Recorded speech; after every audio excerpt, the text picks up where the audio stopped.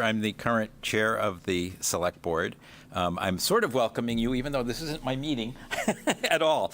But I wanted to just kind of say hello first and talk a little bit about what's going on in town in terms of affordable housing. I guess a couple of things to cover. One, the Select Board voted to change the Affordable Housing Trust. So we have an Affordable Housing Trust in town, and it was developed many, many years ago. It hasn't been used very effectively, frankly. And we have a balance sitting in there of $400-something thousand, and it's just kind of been sitting there, and town meeting kind of rolls it over each year. We don't do much with it. We found that there is a more current structure in terms of what we can do with Affordable Housing Trust funds. And the Select Board voted in favor of that, and it's on the town meeting warrant to be voted on by town meeting. So I want everybody to kind of be aware of that. But what's also been going on is we've been hearing a lot more about affordable housing and requests for affordable housing. Very specifically, the senior population looking to age in place has talked about the need for affordable housing in the town.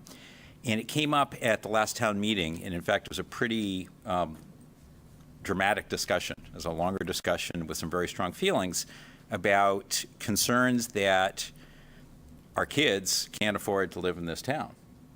It's just the prices have kind of gone crazy. And the notion of affordable housing and how that might apply started to get more traction at town meeting, I would say. So that's kind of the backdrop of what's going on here right now. In addition, Fidel, town manager, brought forward the potential proposal at Oakland Road for more affordable housing units to go in there as part of what we're working on. Again, the discussion is just getting started, so I'm looking forward to being here, to listening, to participating in the activities. And I said I'd speak for about 60 seconds. I think I'm there. I'm going to turn it over to Julie. Thanks. Thank you. All right. Hi, everybody. Can all hear me? Okay. So I think most of you in this room know me, but for the benefit of our Zoom audience tonight, I'm Julie Mercier, Community Development Director. First of all, I want to welcome you all to this housing forum. It's a very important step in the process of updating the town's housing production plan. The last update was done about 5 years ago in 2017, 2018. Reading is in a somewhat different place now than we were then. I'm sure none of you have noticed all the 40Rs and 40Bs that have been constructed recently. So in any case, thank you all for attending. I know this is a busy time of year. We'll do our best to get you out of here before kickoff. In the meantime, please know that we're hosting this in person and also over Zoom, so we ask for your patience as we troubleshoot any issues that may arise, although Andrew's cracker at Zoom, so he's doing fine without me. Fingers crossed.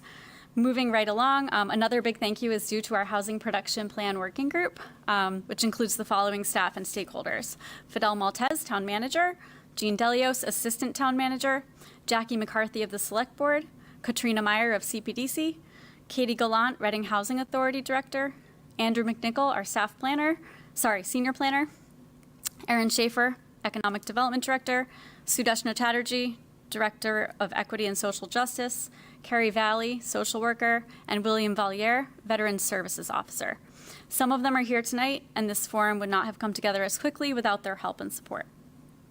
I also want to introduce our consultant on this project. They're sitting in the front here, Nicole Lambert and Andrea Lombardi. They're from Answer Advisory, LLC. They're also the town's housing consultant for the Metro North Regional Housing Services Office, which we run out of Reading. They bring a depth and breadth of knowledge about all things housing related in multiple states. But anyway, tonight we're going to do our best to focus their knowledge at the local level because we're here to talk about Reading. So before I hand this over to Nicole, I'll just give a quick overview of tonight's agenda. Thank you. Just one more. Thanks. So as with any forum, we're going to start with a bit of background information and education, like what is a housing production plan? What do we mean when we say affordable housing? Then we'll all be starting from the same basic level of understanding. We'll get a little more technical after that, so bear with us. We're going to look at income limits, cost burden, census data, and preliminary survey results. I hope you all have taken the survey. If you haven't, I'm going to plug it later so you can take it after. And then that'll give us an understanding of our local needs, experiences, and perceptions regarding affordable housing. The presentation is fairly lengthy, so if you have any questions, just please hold them. We do have some Q&A kind of built into it, sprinkled in here and there. And then last but not least, since this is a forum, we do want to hear from you, from the audience. So we're going to have a facilitated feedback session on housing goals and strategies. And each roundtable, as well as our Zoom audience, will be tasked with coming up with 3 to 5 housing goals for the next 5 years for Reading, and then for formulating strategies to achieve those goals. And so hopefully what you're about to hear will get your juices flowing. Thank you. Nicole?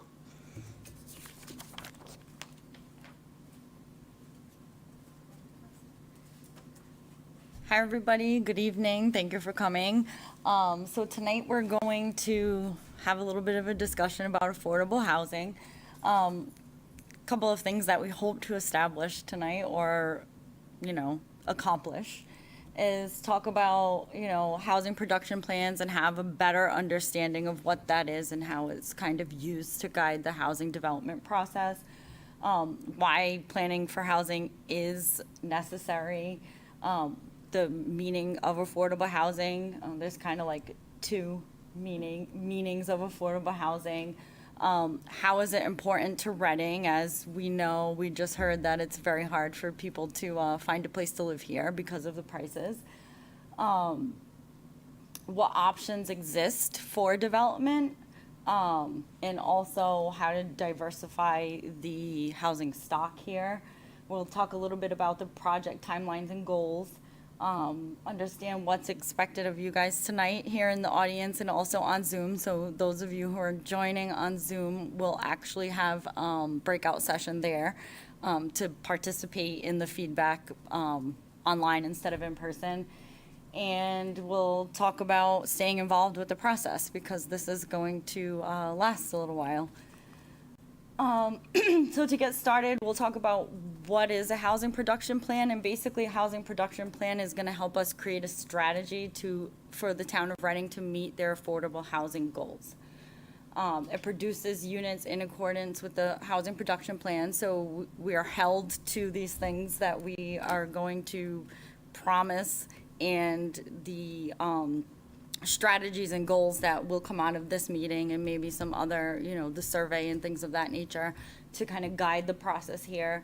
It is required for each town or city in Massachusetts to meet a goal of 10% of all housing units to be affordable to those earning 80% of the area median income or less. And we'll get into that breakdown shortly. It allows the community to participate in planning for the future, so it is going to factor in people's input and comments and the public survey that is out there right now. I'm just going to keep plugging that survey there. It has to be updated every 5 years because, as we know, things change. The housing market is not a straight line. It goes up, it goes down, it goes wherever it wants to lately, it seems. And then once this plan is completed, it will be reviewed and then approved by DHCD for the next 5 years. So it does serve as the community's proactive strategy to determine the type and the pace of housing growth. So again, it's looking at, incomes, it's looking at population, it's looking at who lives here, and all of that information to kind of formulate this plan as we go. It identifies the housing needs in the communities, and it also identifies possible sites for development, which we do have a few options out there already, and provides guidance and direction for the types of development that's most responsive to the local community. The housing production plan can serve as the housing element of an overall comprehensive plan. So when the town does a comprehensive plan for their next 5 years or 10 years, that's their master plan. This will also help to feed some of that information. And we want to make sure that we're attracting the right housing that the community needs here in Reading, and developing the type of housing that's the most needed. So right now, where we are in the process, there's sort of three buckets here. So right now, we're in the first bucket, where we're looking at the comprehensive needs assessment of the community. We're looking at demographic and housing stock data and projections, so, census data and that kind of information, development constraints and limitations, and the capacity for growth to plan and mitigate development constraints. And then in the second box, which will kind of happen after the survey closes, we're going to look at, and we're going to collect some of this information from you all tonight, affordable housing goals, so a numerical goal for annual production, and then assessment of types of housing needs for the population here in the town of Reading. Because as we know, every community, every town, every city has different needs from each other, depending on the population, income levels, all available space. And then the last piece will be the implementation strategies, where we'll talk about specific sites for future development, and identifying any zoning or policy changes that can or should be made to encourage or enhance the development of affordable housing units. So there's a lot of advantages for a community to create one of these housing production plans, because it gives us an opportunity to understand what's going on right now in the housing market, but also to determine what the projected housing needs are going forward of the community and the population as things change. So if we look at examples, are there enough starter homes for those who are forming new households? Is there adequate workforce housing? What are the options for empty nesters? I mean, I'm ready to downsize, and it hasn't even been that long. How are the needs of elderly or senior community members being met? Are there options for residents with mental and or physical disabilities to live on their own? And we need options also for rental and home ownership. So it's not just always about rental, but affordable housing options for, first-time buyers, let's say. And we'll get into that in a little bit more detail as well. So affordable housing, we'll just get into our little definition here quickly. It's viewed by DHCD, which is the Department of Housing and Community Development in the state of Massachusetts, as housing affordable to people with household income at or below 80% of the area median income. Affordable housing is kind of an umbrella term in a sense. So there are affordable housing units that are naturally occurring, and then you have affordable housing units that are subsidized, usually through the construction process, that are set up for low-income families, seniors, and those with disabilities. So it's like a twofold process there. Affordable housing can and should include rental and home ownership units. Home ownership units can be done. Rents are set by HUD and by unit size. So these are not just rents that some developer comes up with on their own. They're limited and required to follow HUD guidelines and restrictions. And in the event that it is a home ownership opportunity, DHCD sets the price. So they have the final say in how much a house can be sold for. Next part is who lives here, who lives in affordable housing, who's going to benefit from affordable housing. So just to give you guys some background here, people who would live or qualify for affordable housing units would be essential workers, municipal employees, so some of you even in this room would fall under that category to qualify for affordable housing. Public safety officials, social workers, construction workers, service industry employees, families, elderly people. So it runs the gamut there of who can qualify for affordable housing. And, it kind of shows you now things are becoming less and less affordable to people who have regular everyday jobs. I was in a public meeting a couple of weeks ago, and the town was stating how they were having a hard time, not Reading, another town in Massachusetts, having a hard time hiring people for the fire department because they couldn't afford to live there. So these are the challenges that we're facing every day on the housing front, and it's not just in Massachusetts, it's across the country. So it is a national problem, finding proper affordable housing for just everyday people who are working and, you know, going to school in America. So some of the benefits of affordable housing here, as we know, and there's been plenty of studies on this that show that children who live in a stable housing situation actually do better in school than children who are constantly having to move around a lot. The less moves that a child makes, the higher their achievements at school, because they have a stable housing situation. They're not bouncing around from, you know, living with just their family to maybe living with a whole, you know, multiple families in one unit, or doubling up with other families and other things of that nature. It really does hinder their school and social progress. So that is probably one of like the number one best things about affordable housing, is people have that stability because they know that they can afford their rent or their mortgage payment coming up. It does provide improved overall health, mental health, and physical health for the entire family. Again, when you're not stressed about how you're going to pay your bills, takes a lot of things out of the equation when we're talking about health issues. I don't know about you guys, but when I'm stressed, I'm a stress eater, and I go straight to the cookies or, you know, the candy or whatever. So if I'm stressed, one, I'm gonna eat poorly. I'm probably not gonna sleep as well, and my temper might be short, maybe from all the bad food I probably ate. Which means that that's affecting my health, but is also going to affect my children's health as well, because they're going to see mom going through something, you know, that's kind of causing her to be on edge, and then now they're going to be on edge. So it does help kind of reduce that stress in a household, and improve people's health, where they have that, one, sense of community, and two, not having to worry about, you know, if they're going to buy food tonight or, you know, pay their electric bill.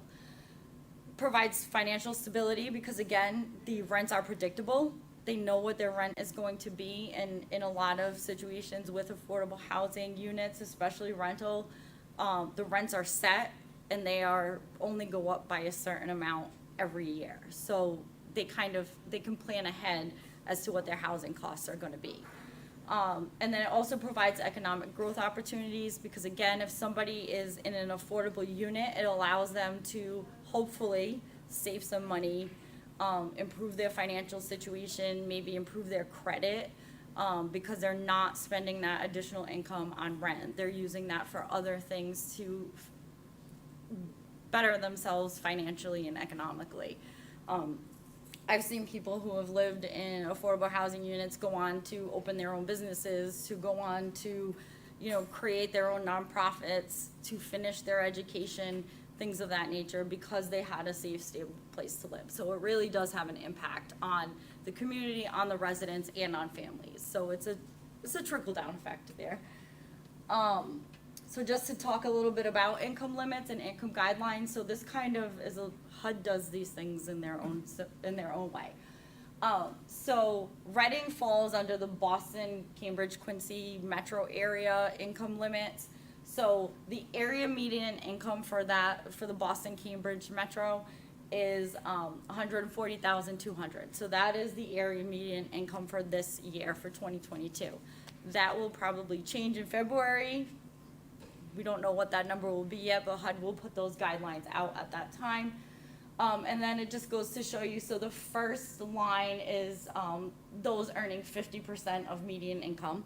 And the numbers on the top show how many people are in the household. So as a single person, you know, at 50% median, you're earning $49,000 a year. The next one down is actually the lowest income bracket, which we would consider to be the 30% bracket of median income. And again, as you see under the one person line, you're at $29,450 for an income.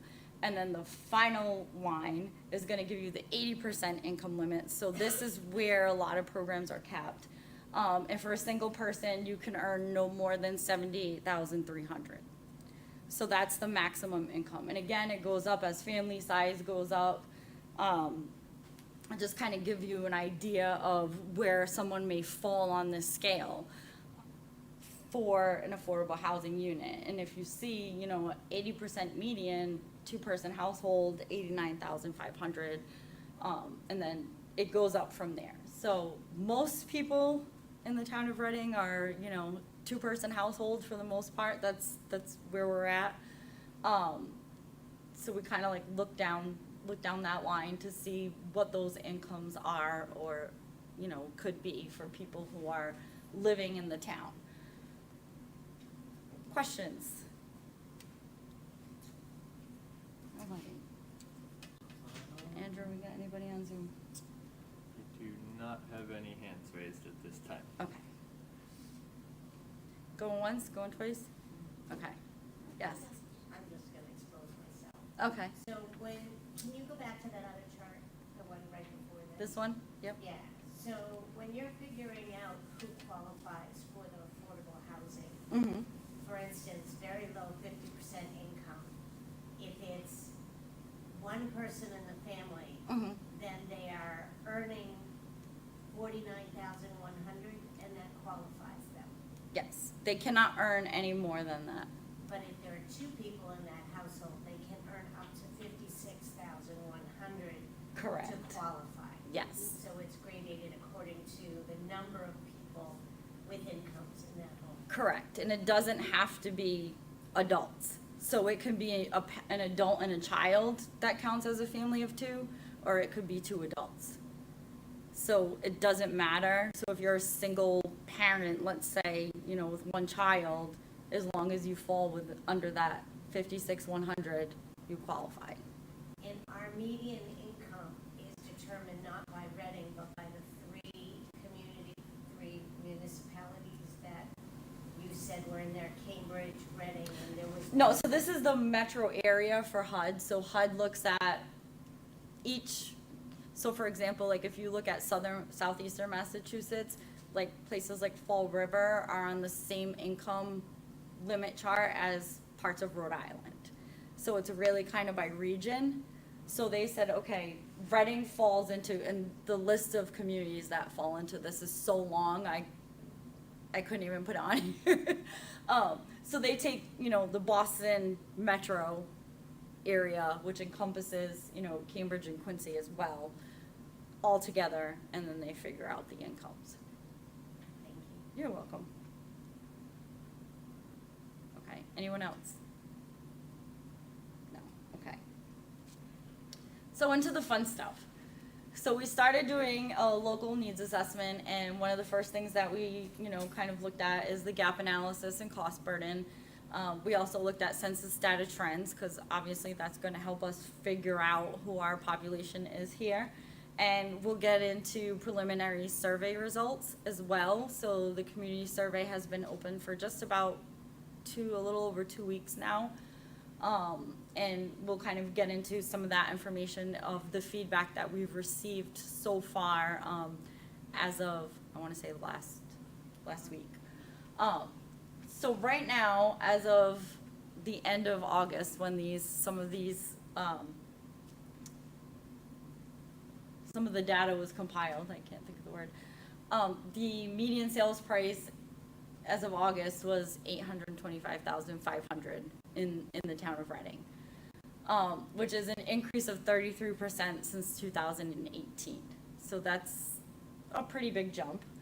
And this information came from the Massachusetts Association of Realtors, so that's where some of this data was actually mined from.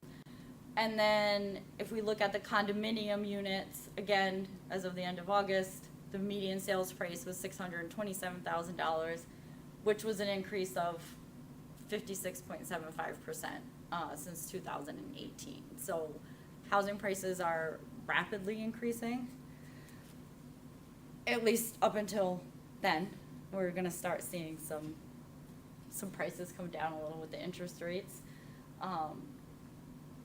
And then just kind of showing the trend here from 2016 up until 2022 and the differences in the sales prices as the year goes on. So the blue lines are single family units and the orange lines are condominium units. So if you see, back in 2016, things were still fairly affordable, prices were decent, and then as we go every year, they're jumping higher and higher. And there's just so much demand that if people can outbid each other, that's what they're doing. We have the real estate guru in here, so he knows how things operate in that world. And then, so just looking at the number of sales that have occurred since 2016. So, in 2016, there were 223 single-family homes that sold and 151 condos. As we go up in years, you'll see those numbers drop for the most part. Well, they kind of teeter back and forth, but they do kind of go down a little bit, especially in the condo units. The numbers go down in 2022. As of the end of August, there was only 78 condo units that sold in the town of Reading and 134 single-family homes that sold. So that also adds another match to the fire when we're talking about affordability, because as you see, there hasn't been as much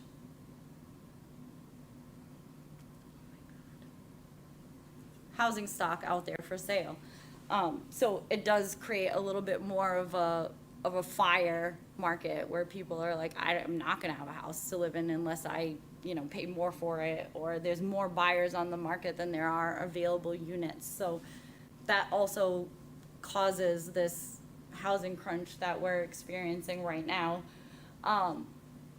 So we just talk a little bit about the income levels and what prices are affordable to people in those income levels, and this is for purchase for a single-family home.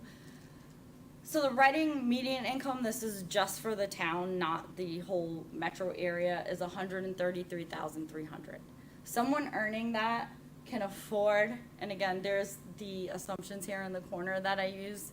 Obviously, interest rates have gone up since then, so that would affect how much someone, earning $133,000 can afford, because as the interest rate goes up, mortgage payment goes up, all of that fun stuff. So as of August, the affordable purchase price was $567,000 for someone earning $133,000. Estimated affordable monthly payment is $3,018, and the gap from what that person can afford to the median sales price is $258,498. So that's like a whole other house, pretty much. Someone at 80% area median income, $100,700, they can afford a $431,000 house, $2,378 payment. They're almost $400,000 short of what the average median house price is right now in the town of Reading. So that is a big chunk. And if we go down to the 50% category, people earning 50% AMI, so going back to that 56,100 family of two, they can, obviously this one we did 3 people, so it's 63,100, but if we had 2 people, it'd be 56,100. Their affordable purchase price is only $257,342. So they're way priced out of the market. They can only afford a mortgage payment of $1,551 a month. So they're really in a tight spot, those earning on that lower end. And then if you see here, that gives us the breakdown of what the median sales price is and what the estimated mortgage payment would be. And we assumed a very low amount of debt. So if somebody has a higher debt load, obviously they can afford less house. So if we had a situation, and we see this a lot, or I've seen this a lot, college graduates, new family, newly married, whatever, cannot afford to buy a house because they have so much student loan debt and their student loan payments are so high that it is a mortgage payment. So that's also a struggle as well. When you factor in debt that people have, pre-existing debt when they come in to purchase a home, that may also factor in. So again, I use the low debt here to try to kind of maximize people's income. But the higher the debt, the lower amount that someone would qualify for. So that kind of also plays into this as well when we're talking about, you know, young professionals or younger families that are moving in, but they're also carrying a different kind of debt load than we've seen historically. So HUD sets the fair market rent for every area every year, and they've released their 2023 numbers already, which is amazing because that doesn't usually happen that fast. So for this area, the fair market rent for an efficiency unit, this is like no bedroom, just like a room with a kitchen and a bathroom.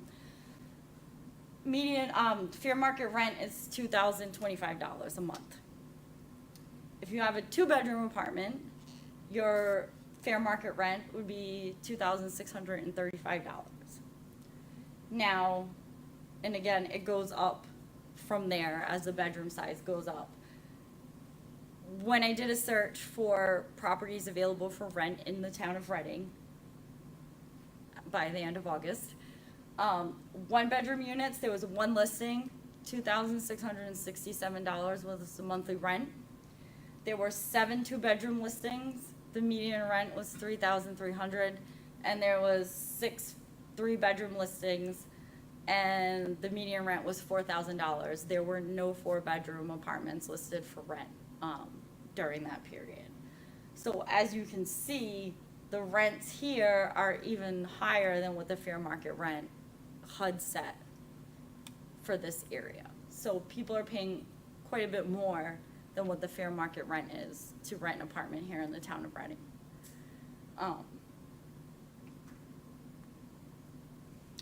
So then this was a fun exercise that we did. So we looked at what someone would need to earn to afford the fair market rent in the town of Reading. So for an efficiency apartment, someone would have to earn $39 an hour in order to afford that fair market rent. 2-bedroom apartment, someone would have to earn at least $50.67 to be able to afford the 2-bedroom unit. And so affordability basically is based on a percentage, and technically you're not supposed to spend more than 30% of your income on your rental or your housing payment. So as we see here, I mean, I don't know if too many people, you know, maybe a household income, $50.67. I'm sure there's probably a lot of people out there who are not earning that hourly. And then again, as the bedroom sizes go up, the amount that someone needs to earn per hour also increases by a pretty decent amount. And this does not include utilities. So this is just straight rent, no utilities included. So if we add in utilities, it probably will go up a little bit more. But we wanted to just kind of illustrate just the baseline of what rent would be, assuming 30% of somebody's income. And that's what you would have to earn in order to afford the respective size bedrooms, units in this chart and in the town of Reading. So we got into it even another level when we're talking about housing affordability and housing costs versus income. So the orange boxes are those who are spending more than 30% of their income on housing costs. And the teal boxes are those in town that are spending more than 50% of their income on housing. So as you can see, you know, obviously those who are spending more than 30%, there's quite a few out there, especially when you get into the highest income, you know, the higher income brackets there.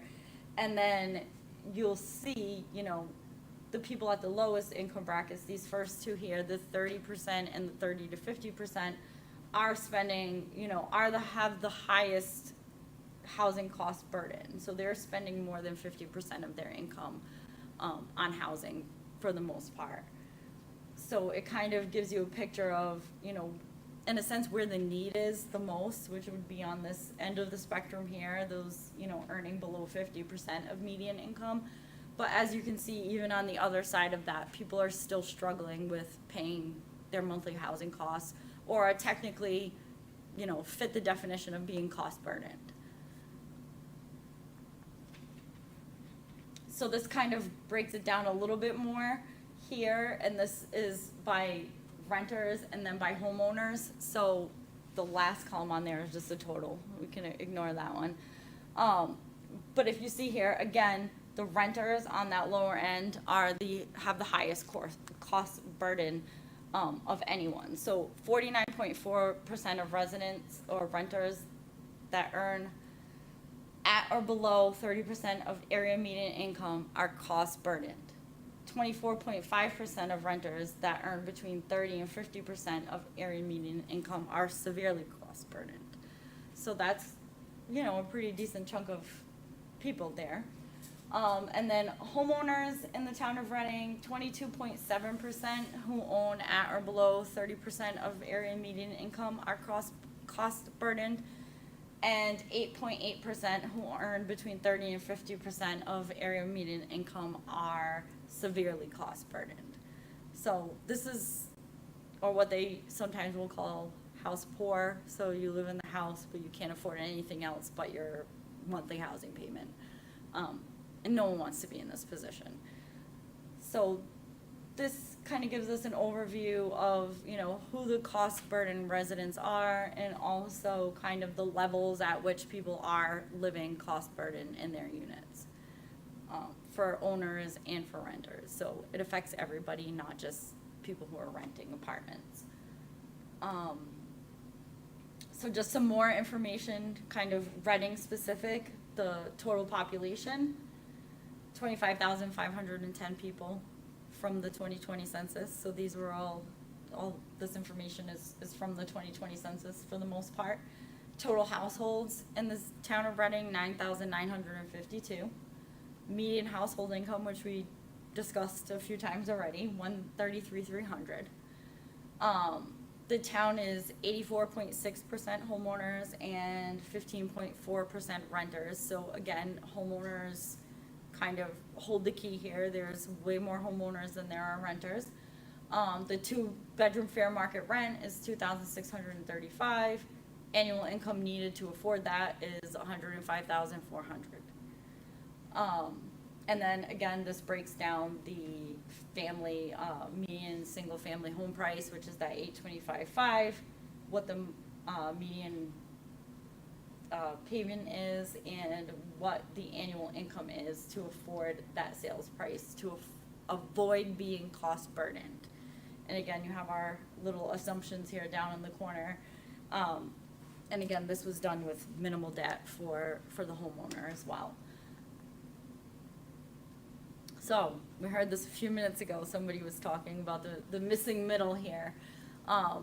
And that kind of could mean two things. One is that housing for, in transitional areas for people who are looking to maybe, rent an apartment or need a smaller place to live, but also for people who are in this starter home or in that price range of the $250,000 to $500,000 range, that people simply, they just can't afford that $800,000 house. So maybe they're making $60,000 or $75,000 a year. They can maybe only afford a $300,000 house, but maybe they grew up in Reading. Maybe they're here taking care of a family member. Maybe they want to start a family here, but they can't find a house that they can afford. So that is definitely a struggle.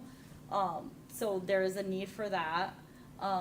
There is also a need for alternatives other than those larger developments of multifamily housing, and also alternatives to large single-family houses. So I know that as I was driving through here, there's some pretty big houses in town, and some people don't need that much space, or they don't want that much space. So maybe they need a smaller place to live, but they still want single-family ownership. So how do we kind of, look at that and maybe address that need?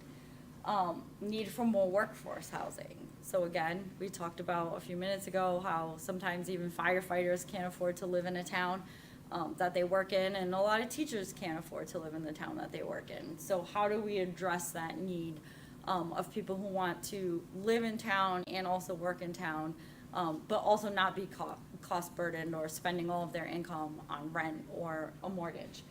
And then we also need more options for low-income seniors and, you know, younger families, young professionals, people who are just starting out. Because it's hard. I mean, it was hard when I did it, it's even harder now. It's probably 5 times harder now than it was, you know, 20-something years ago. So we definitely want to kind of take a step back and look at, you know, yes, it was easy for me or easier for me, but now the times are different. And they're different in every generation. So every time we kind of go through one of these things, and, you know, every 10 years, you may see a lot of changes. So it's really kind of looking at who's left out and kind of how can we fill that gap to make sure that everybody is kind of caught in a safety net of affordable housing. So the next piece that we're going to get into is what the census told us. So we have our 2020 census numbers here. It's like magic. So we took a look at population projections, and this kind of shows us, you know, from 2000 to 2040, what they're expecting the population to be here in Reading. So we're at 2020, right there in the middle, which was the most recent census data that we have. It's been a 3% change since the previous census in 2010. There's a total of 9,952 households, which is an 8.2% increase over the last census data in 2010. And then it's expected to grow by, you know, in 2030, increase 2.7% in the population and 8.6% in households. So we'll see an increase in households here, hopefully, by 2030. And then again in 2040, they're estimating or projecting that there may be not as much of an increase between 2030 and 2040. They're still showing an increase, but not as a high number as you see above in the 2020 and 2030 numbers. And then just to kind of go into the age composition here in Reading, we'll talk a little bit about this. So as you can see on the lower end, those, you know, between 0 to 9 years and 10 to 19 years, they're kind of, you know, steady there within the last, you know, the year bracket. So 2000, 2010, 2020, 2030. So for each decade, you'll see that those numbers kind of stay pretty close to each other. We do see a decline in the 20 to 24-year-olds, and that could be because most of them live away at college, so they kind of like go away and come back maybe. Same thing with 25 to 34-year-olds. It does stay pretty level. However, there is less of that population than there are of some others, and as you see, it peaks in that 35 to 59-year-old age bracket.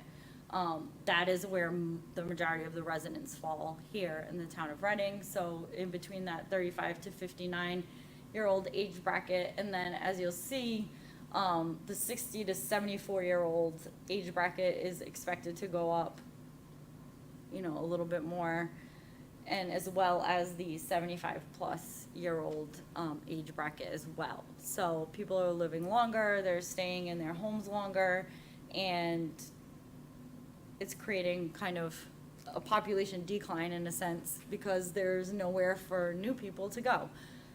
And we're seeing that everywhere. It's not just, you know, in Reading. That's something that is, you know, across the board. People are staying in their homes longer. They're not selling, they're not downsizing. People are healthier as they get older, so it's easier for them to stay where they're at.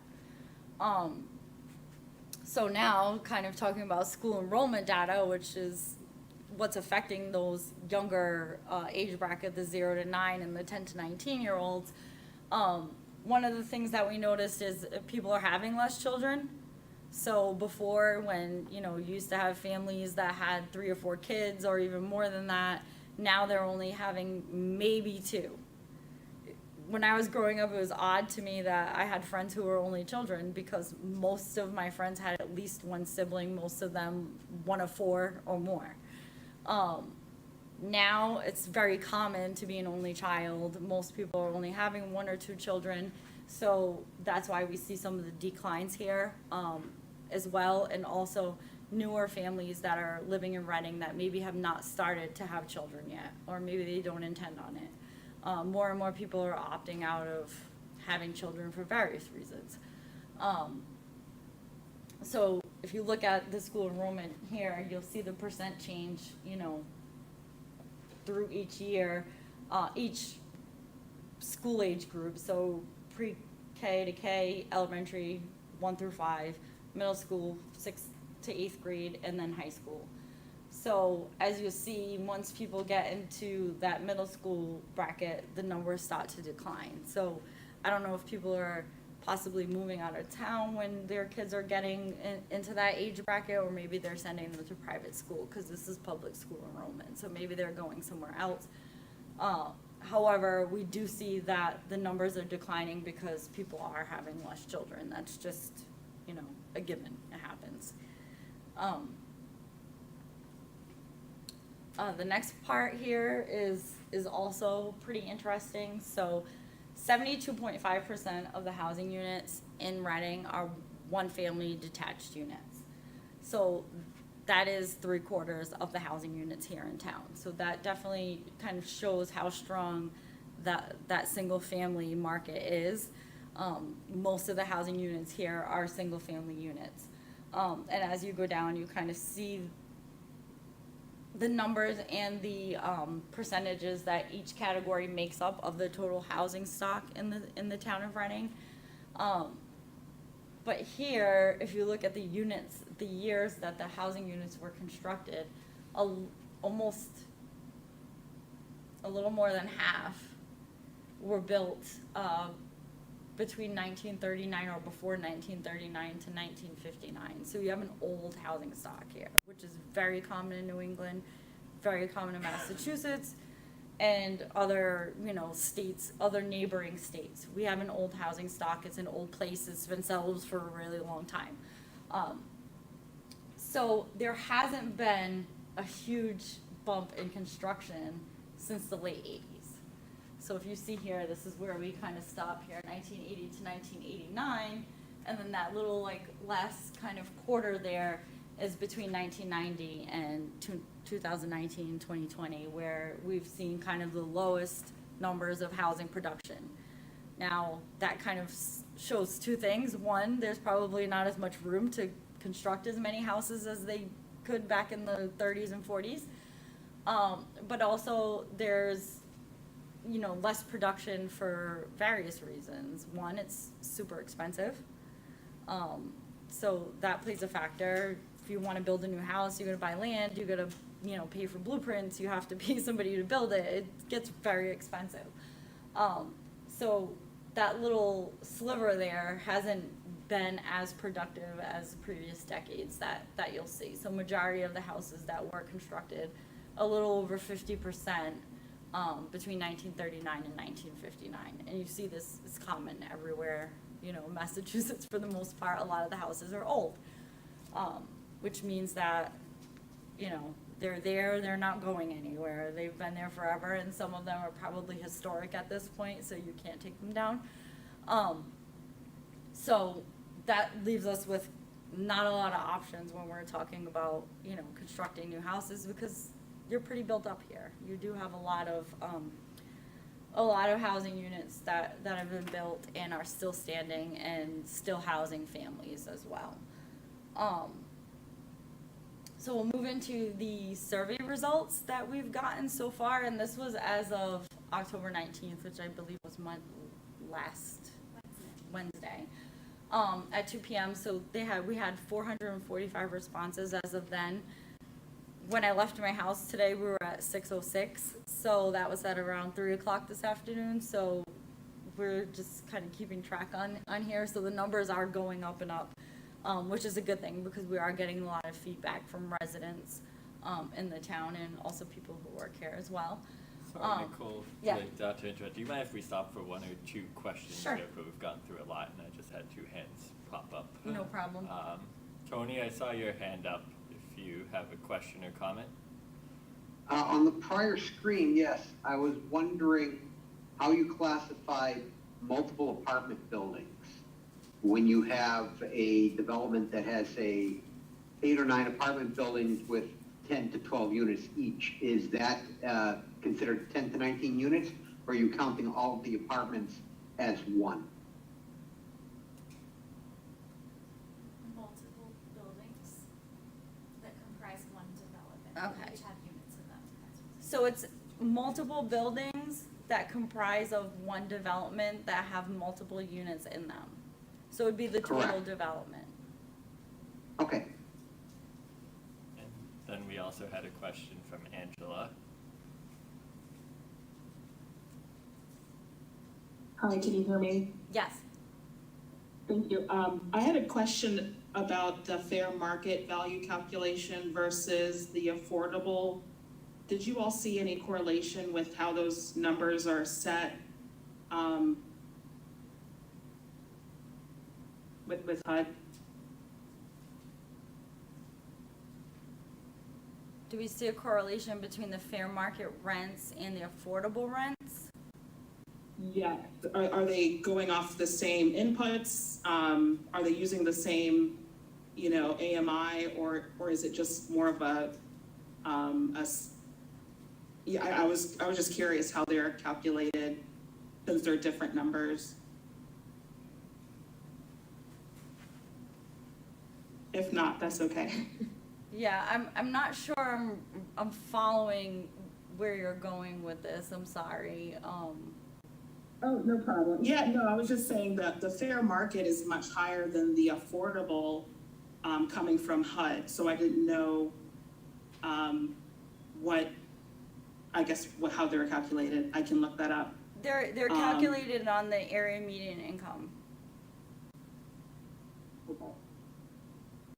And I think the other question I had was the distribution you guys showed of the Reading age groups. One of them was like a 20-year age bracket, and the other ones were kind of 10 to 15. Like the 39 to 54 was grouped. Is there a reason we grouped the 39 to, I think it was 34 to 59 age? There's actually no real reason behind that other than trying to keep the a certain number of categories on the chart so that it would fit. Okay. Okay. Yeah, I didn't know if it was, we assume that everybody's in that same life kind of phase from 34 to 59, but no, that makes sense. Thank No, you. it was just kind of to get everything on one page. Okay. Anyone else? Thank you. And then we have Melissa with her hand raised. Okay. I'm not Melissa, my name's Melissa too. I have a question about your chart on rental units. Am I reading that right, that in total there was only 14 on the market at the time you looked? Yes. That's not good. No. And that was in August. I don't know what it is as of today, but that was as of the end of August. Okay. Thank you. Anyone else? That's it on Zoom. Okay. Anyone in the audience have questions? No? You're tired of me now? It's okay. So again, just kind of going to the survey results here that we've gotten so far as of last Wednesday. Majority of people who answered the survey, obviously, as you can see, are in that 35 to 44 age bracket, 45 to 54, and then kind of in this 55 to 74-year-old age cohort there. So a pretty diverse group of people answering the survey, which is kind of good. We want feedback from everybody. And then just kind of showing, the race and ethnicity of people who have answered the survey, again, falls in line with what the race and ethnicity is in the town of Reading. So no real surprises here. Again, how many people live in the household? As you can see, majority of the people who have responded so far are just two-person households. And then kind of the next larger bracket there is four-person households. So you have kind of that split there.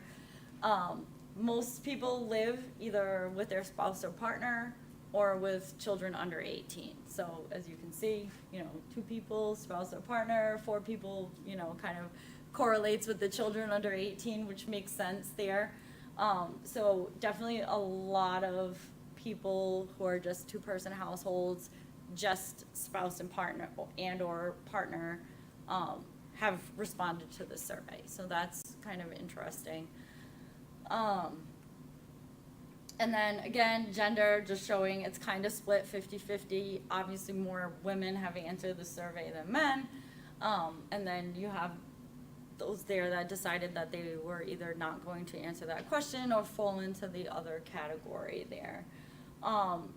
Majority of people who responded have lived in Reading for more than 26 years. So we have a lot of longtime residents who responded to this survey.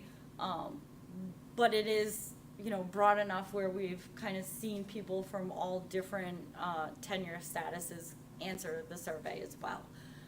So it's not just those people answering the questions or answering the survey. You've got, a decent group there of people who have either been here for 0 to 1 years all the way up until, 26 or more years. So a lot of long-term residents, but also newer residents, filling in and reporting into the survey as well. And then just kind of looking at total annual income. So again, most of the people who have responded to the survey do earn over $150,000 a year. But again, you'll see here, there's just, a little bit of everybody sprinkled in. So we are getting some, feedback and responses from people kind of all through the income categories there. So that definitely helps us a lot when we're evaluating this to say, okay, we've got a decent response of people kind of all across the board. So just a couple of other kind of things here. We talked about, how easy is it for somebody to meet their monthly housing costs. Most people feel that it's easy for them to meet their monthly housing costs. Do people have funds for a $1,000 emergency?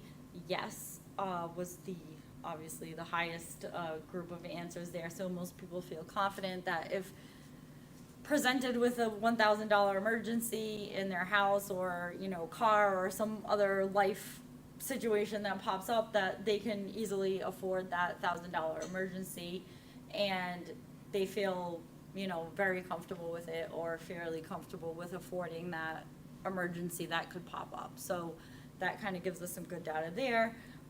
People feel financially stable that they can afford an emergency that might pop up, or an insurance deductible if that's the case.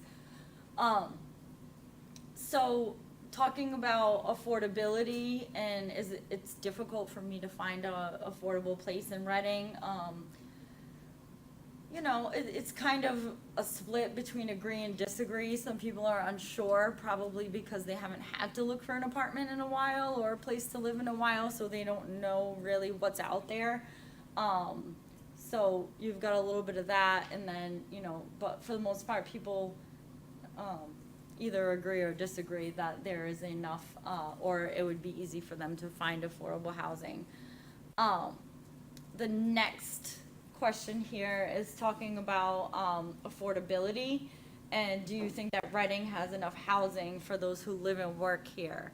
And a small percent said yes, a larger percent said no, and then a little bit more than the yeses are the unsure category. So again, people maybe not having to have gone out and find a place to live in a while, maybe are not sure of, whether or not somebody can afford it. And, a large chunk of people did say no, that they don't think that there is enough affordable housing here in the town of Reading for people who, like teachers and firefighters, et cetera, to reside here in the town. Again, majority of people live in single-family houses, so no surprise there. We do have a little bit of a mix there from people who live in a two-family home or duplexes, and then the next bracket was a unit in a multifamily house with three or more units. And again, majority of people own their home. That number there is 85.23% are homeowners in the town of Reading. and then the other is 14.77%, and that is of the people who have responded to the survey. And again, talking about owning their home, what is their situation? Most people are living in a home, single-family home with a mortgage, or a single-family home without a mortgage. So, certain chunk of the respondents their house is paid off, they're only paying taxes and water and sewer. But most people are living in their house, single-family home with a mortgage, so they're currently paying a mortgage payment every month. And most people do not live in an accessory dwelling unit who responded to this survey, but of those who do, they're not related to the owner of the property, which I found interesting. Because typically when you see an accessory dwelling unit or an in-law apartment, it's usually another family member who lives in that unit. In this case, that is not what we're seeing here so far with the responses that have come in. So that was pretty interesting to me to see that the answer to that was no. Because usually it is for extended family. We see that a lot. Most people want to stay in Reading because they like their current housing and they find it affordable to them. For family reasons, so they have family here, they have children here, they have grandchildren here, whatever it is, and access to the highway. So those are kind of the big three, as to why people want to stay here in the town of Reading. Now again, there's all different answers there, but those are the top three. So those are the ones that we're going to kind of focus on. And again, we talked about aging in place. Most people prefer to stay in their current home as they age. So that is definitely playing a factor in the housing market here and the availability of units. Some people say it's very important, some people say it's slightly important that they stay in Reading as they age. I thought the extremely important was gonna be a little bit longer, but people do place a certain amount of importance on staying here in the town of Reading as they get older. And then talking about how confident are some of these people who answered this question will be able to afford their property as they age. Very confident and confident. So most people are pretty confident that they're not going to have an issue affording their housing expenses as they age in their current home. Some people are not confident, but it's definitely falling more on the confident, very confident side, that people are comfortable in their home as they age so far. How likely is it that some people are planning on moving out of Reading in the next 5 years? As we see here, it's not very likely that a lot of people are planning on moving. There are some that are falling on that more likely side. However, most people plan on staying here for the next 5 years, at least. And then of those who are planning to leave within the next 5 years, their reasons for leaving, obviously, one is the cost of housing. So that's kind of the number one answer as to why people would consider leaving over the next 5 years, is because there's not enough affordable housing for them. The second one I would say is the downsizing. So people who are now, kids have moved out, they don't need all this house anymore. They're overhoused, they have too much space, they don't want it anymore. And then I would say it's kind of a tie between proximity to family and friends and a more rural community. So those are kind of the other two that people are leaning towards. Either they want to stay close to family and friends and loved ones, or they want to move somewhere that's a little bit more rural. Yes? I have to be honest, I'm getting a little concerned about the time.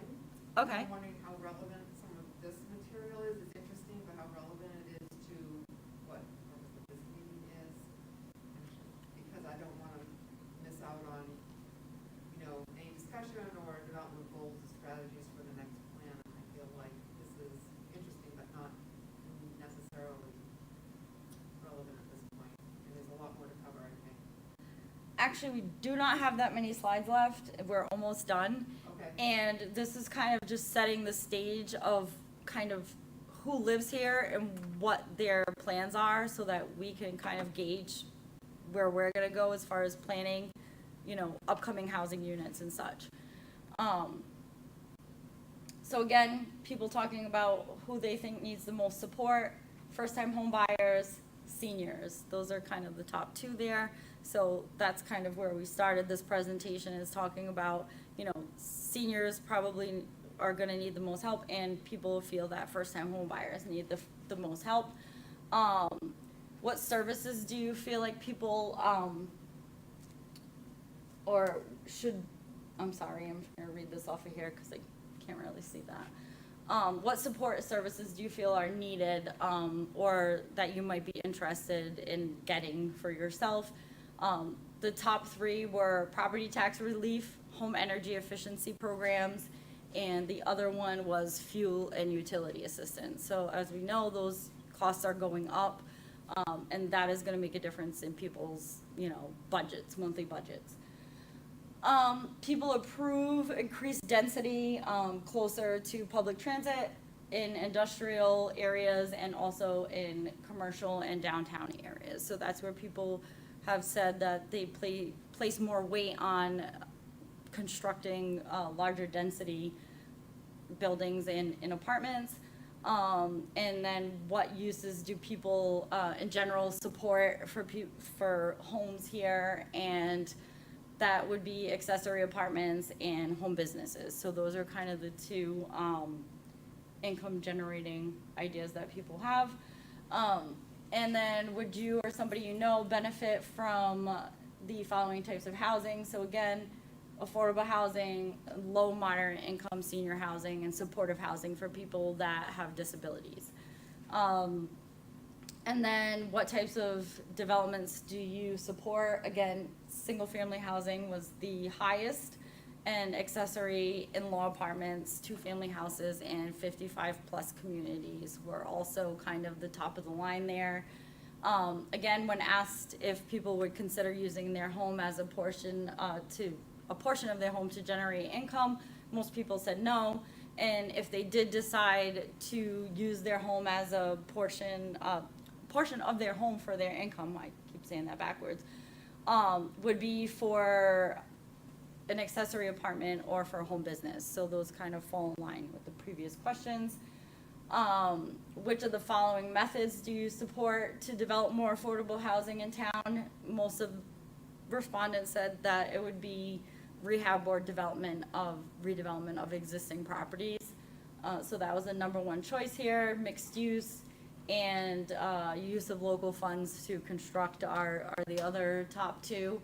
And then as far as a commercial linkage fee is concerned, most people said that they would be in support of assessing a commercial linkage fee to larger businesses that were to come in town to create more funding for affordable housing. Anyone have any other questions?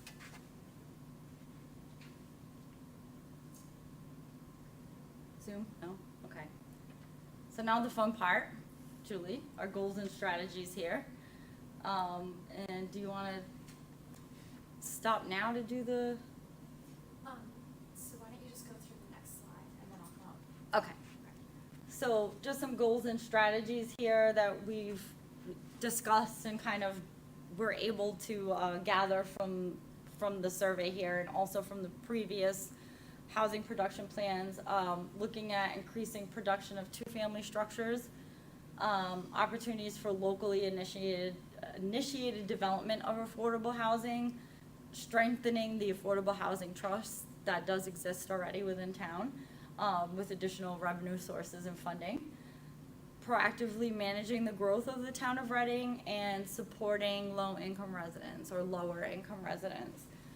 And some of those strategies to accomplish that would be to allow 2-family construction by right, and creating more units in single-family districts, amending the zoning bylaws to explicitly permit congregate housing, seeking funding to create local aging in place programs, so for people who are considering staying in their homes as they age, exploring creation of first-time homebuyer program, collaborating with community partners to promote understanding of housing needs in the community, models for multi-generational living, removing barriers for ADUs, accessory dwelling units, so allowing an easier, more streamlined process to construct those, and identifying existing homes with potential for rehab and/or conversion to congregate housing as well.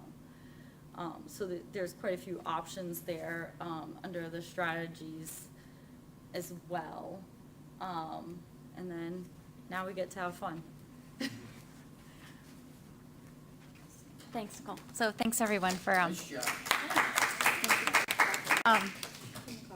I know that wasn't for me, that was for her. So that was a lot. Thank you for sticking with us. So just before we get into the discussion about goals and strategies, I wanted to highlight for you that over on these boards, which I know are really small text that you can't read, and the Zoom audience can't see, are the goals from our 2018 Housing Production Plan update, and then the strategies that went with them. And then at your tables, there's the matrix from the plan, which shows the goals across the top, the strategies down the bottom. And the point of this is to just illustrate that the goals are more kind of overarching things, and then the strategies can accomplish multiple goals, right? They're more specific sort of implementation items, and so there's a many-to-one kind of relationship between the goals and strategies. And then here on these boards, you can see I kind of went through and indicated some progress that has been made since 2018 on some of the strategies. The check marks, those are things that are still relevant. Like all of these strategies are still relevant today. Like we've made progress on some things, but that doesn't mean we couldn't do it more or differently or better, right? So these are just to kind of give you ideas as you start to think about like what should our goals and strategies be for the next 5 years. And then getting into the breakout kind of roundtable discussions that we're going to have. I think since we have about 10 people here, if we could just get into like 2 or 3 tables, that would be great if y'all want to get together. And then on Zoom, we have about 10 people. Okay, and are you good with the? Yep. And Tony can assist maybe? Okay, great. And so basically, can you show, it's okay. The questions I was going to show, but they're on the table, so it's fine. So at your tables,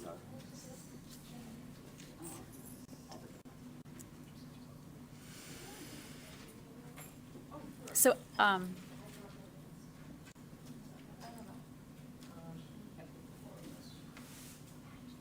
sorry to make y'all move.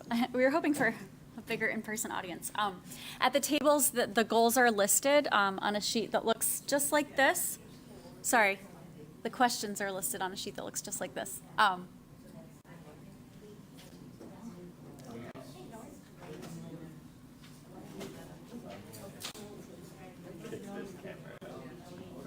Sure, I don't really need it.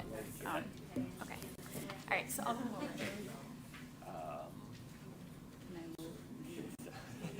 Am I gonna be on camera? Okay.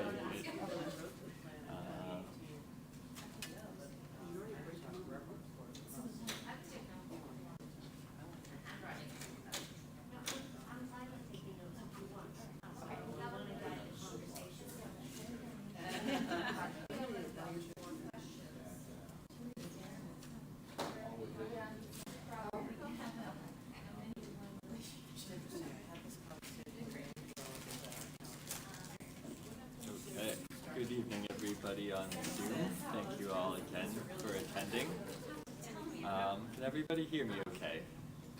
A new thing we're trying.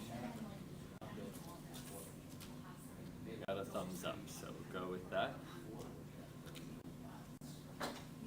Thank you. I might be having trouble hearing you though, so please bear with me for 1 minute. Okay, there we go. So, yes, thank you all again for joining us tonight. I'm Andrew McNichol, the Senior Planner in the Planning Department.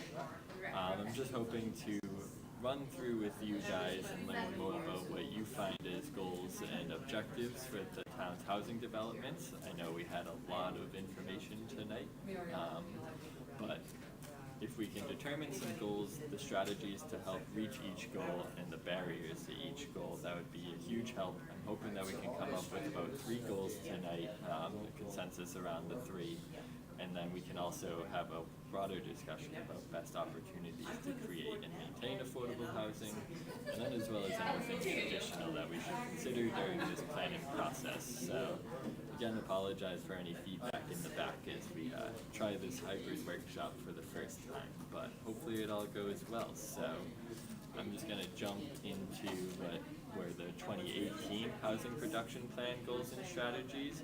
And what you can see here is the goals are across the top and strategies are along the columns. And each strategy can relate to different goals. So we can look for similar here. No strategy is a one-size-fits-all approach. No goal is singular. So here's again some of the progress on the 2018 strategies and goals. We've encouraged a lot of mixed-use development in our downtown, as well as Business A, though it hasn't been used as much on South Main Street. We've adopted inclusionary zoning on South Main as well. Again, still not heavily utilized as of yet. As well as some additional ongoing efforts that were mentioned throughout the night tonight. So I'm going to open it all to you. Please either use the raise hand feature, shout out. Happy to take comments, whatever works best, and have an open discussion. So if anybody has any ideas for a housing goal, please go ahead, Pam.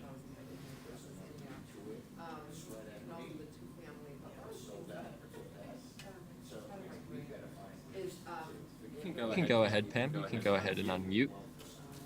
Let me see. Sweet. Yep, I can hear you. Yeah, for some reason. So one of the things that I've noticed, I didn't really hear it addressed, and I don't know how big a factor it is, but just on my observation, it seems like quite a big issue. There are a lot of neighborhoods where there are. Oops, sorry, you might have cut out, Pam.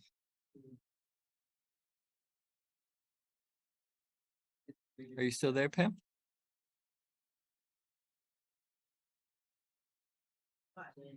By a developer paying cash, who then converts it into a house that is, much disproportionately bigger than the other houses in the neighborhood and costs, 1.4 million or something like that, where originally that was a home where, ordinary people could live. And it seems like it's a pretty common thing that's going on. I didn't see that addressed in the issue of new housing being built, but it would seem to me, and again, I'm kind of all over the place and I'm not saying one particular goal, but first-time home buyers cannot compete with a developer who's going in with cash and wants to flip a house. And I don't know if that's happens enough. I mean, I live in the Birch Meadow area. I could, identify probably 6 houses that have been knocked down and rebuilt right in my immediate area in the last couple years. I don't know if that's an issue, but when one of the goals seems to be housing for first-time home buyers and for seniors who might want to downsize, many of those homes are being torn down to flip. So I don't know if there would ever be a possibility of any of these first-time home buying plans, maybe giving people the tools to be able to compete, at least maybe to a greater degree, with developers.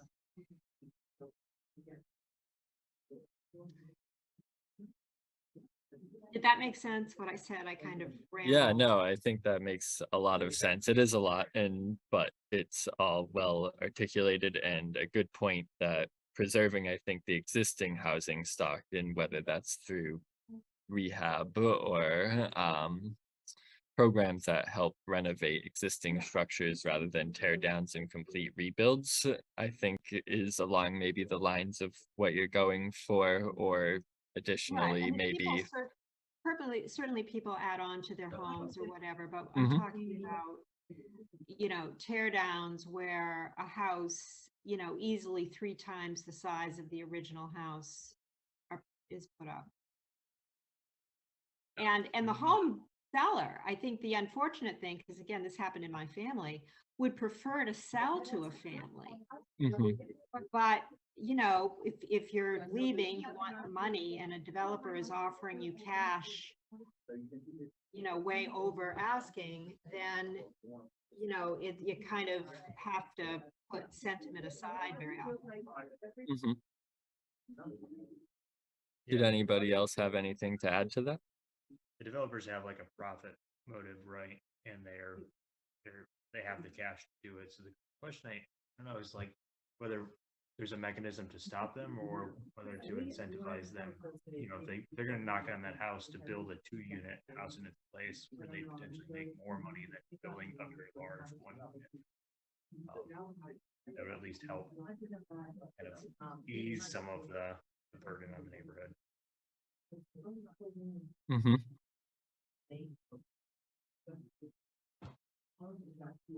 Goes back to some of the existing goals, I think, to make it easier to develop 2 or 3 or 4-unit buildings in traditionally single family. Yeah.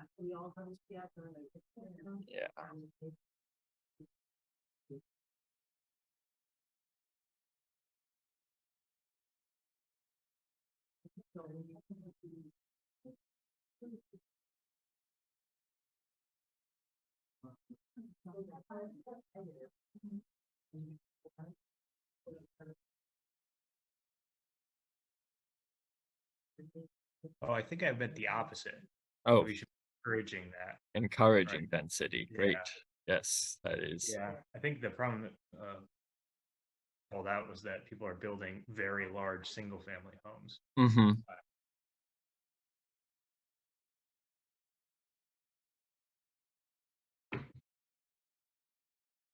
I agree. Thank you, everyone who just spoke. It seems like all of the affordable housing, single-family homes in Reading are getting knocked down and replaced with mansions that are $1 or $2 million. And I wonder if there's any strategy to incentivize builders to build single-family first-time homebuyer homes. I don't know how to do that, but I think that's what we need to focus on. Yeah, I think there are a few tools available for that, not just state programs like Starter Home District bylaws from 40R Smart Growth Development, but locally the town can also look, and town meeting can look, as well as CPDC and other boards and committees, at zoning regulations in these predominantly single family zones. I think in early 2000, and Tony, you could correct me if I'm wrong, we had a 10,000 square foot minimum lot size, and that was increased to 15,000, as well as a 20,000 and 40,000 square foot minimum.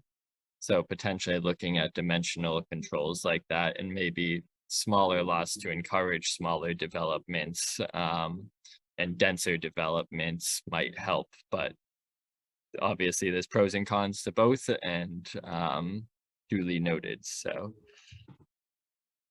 yeah, I think if we don't do something about it, like one thing that we struggle with here in Reading is that we're surrounded by, you know, like every other community around us along kind of the 93, 95 loop has a housing shortage and people that are able to pay a lot of money for a house. So we give the opportunity to build a mansion, there's going to be plenty of mansion buyers.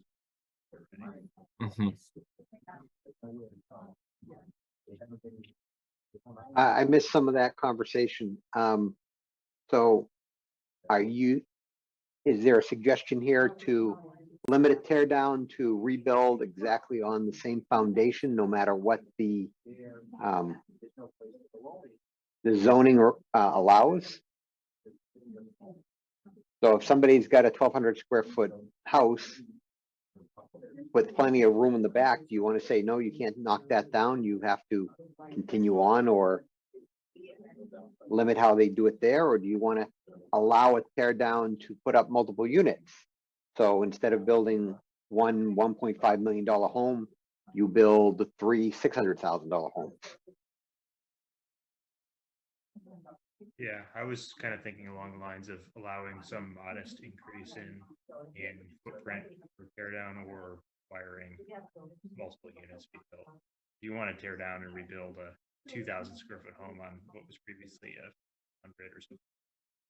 It's probably reasonable to be like triple sizing the house. But you do have a good point about people that are drive around. You do see a lot of small houses on what are sort of disproportionately large lots, which could be good opportunities to add a lot of houses.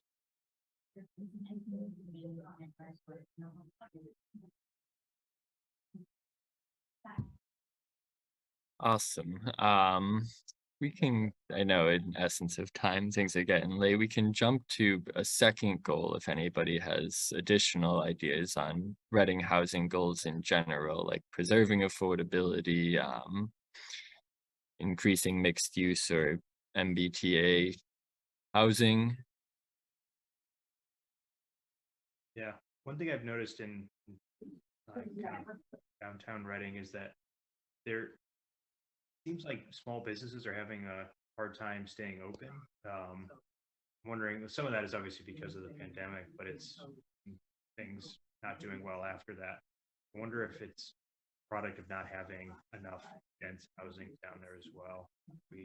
Aside from just access to transit, if there's logic behind building even denser, so that we can kind of sustain a set of businesses down there.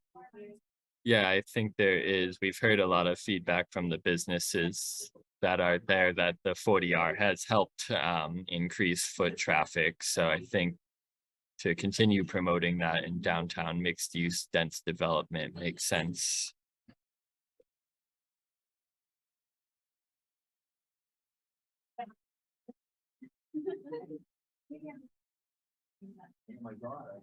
Mhm.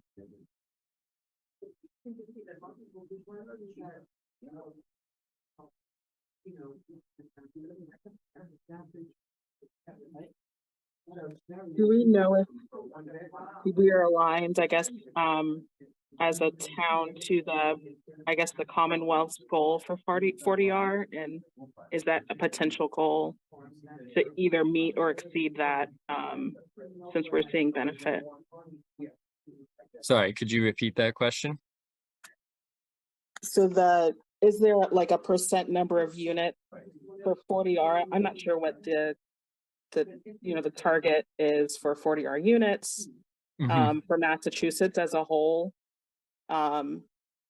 If there's some type of metric that we're saying is showing benefit or that we're seeing benefit from the 40R, just saying as a higher goal, is there some type of number with the 40R units or 40B, whatever that is? Yeah, there is data out there on regional stock and the shortfall of units that we do have.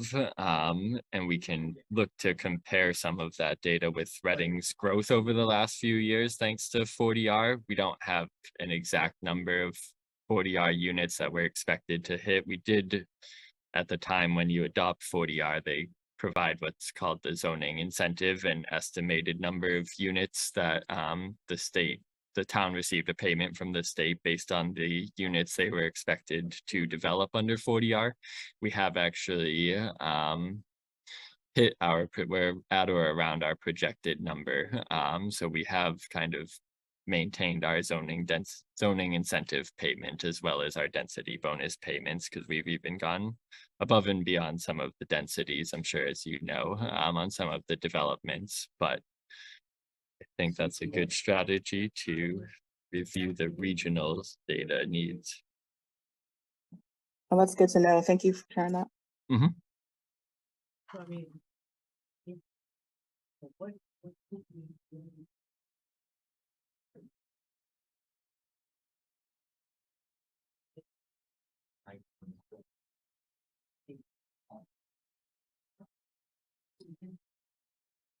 Is there any other strategies or barriers that anyone can think of to promoting downtown mixed use development? Well, there's promoting the development and there's increasing the density around the development.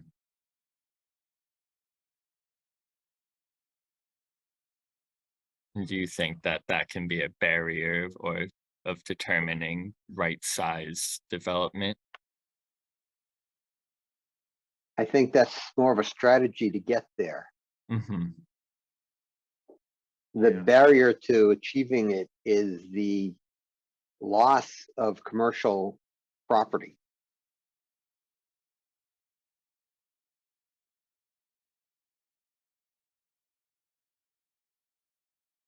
Yeah, if we don't, aren't careful about it, that's true. I think that some of the language around like mixed use is about like if you're gonna redevelop a block, that like the first floor is gonna be like basically replace the commercial space that was already there.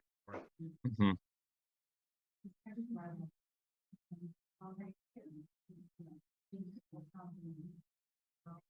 Does anybody think that a need for parking is a potential barrier? It could be a strategy as well to right size parking, but is that at all a barrier to commercial uses and mixed use development? I would say so, yes. Just, yeah, scaling, scaling the infrastructure around the development as well as the units.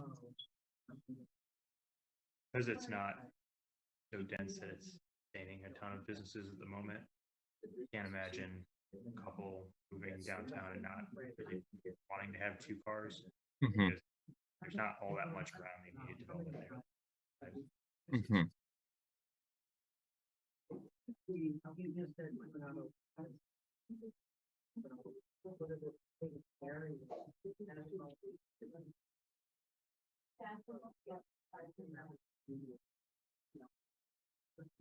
This is totally off topic, but that building on Main Street going south, that's been vacant. I think it's a commercial lot across from Venetian Moon and Cafe Nero. That's been empty since I moved here. Does anybody know what's going on with One that? next, I think.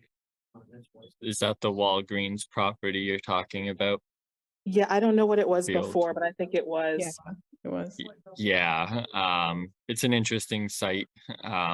I know recently there have been talks about the town's acquisition of it, though, to be perfectly honest, I don't know quite a lot about those discussions, but commercially and not on the public side, it is actually still under lease. So Walgreens still maintains that lease and pays it to the developer, which is why there's been such a struggle to get a new tenant in there, because the cost to buy them out of that lease, which still runs 8+ years, is quite substantial.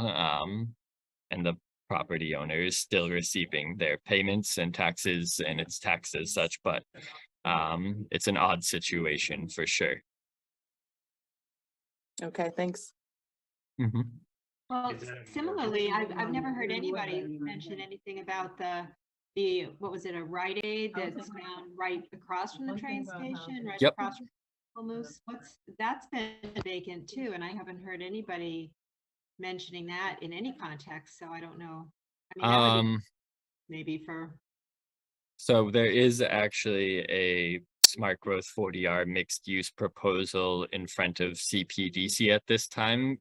For the last few hearings, the applicant has continued as they've looked to redesign the project based on the initial comments, and we are expecting them back in November with a new proposal, new design. But so please do, if you are interested in that, the November 7th CPDC meeting, we're expecting a discussion on that. Again, for mixed use 40R. But I will move this along. If there's a third goal that anybody can think of, I know we are short on time still, it's getting near 8 o'clock. So I'll keep it open to roundtable if there's any other biggest opportunities for creating affordable housing, whether that's town-owned land, as you mentioned, some of these vacant commercial properties. I think that makes sense.